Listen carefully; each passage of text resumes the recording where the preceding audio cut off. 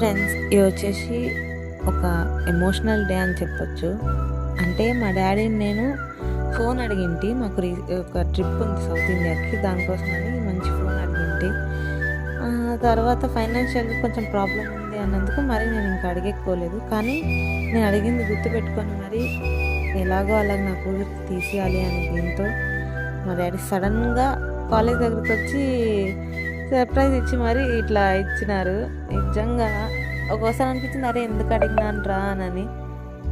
నిజంగా వాళ్ళు మనం ఏది అడిగినా అసలు కాదనరు.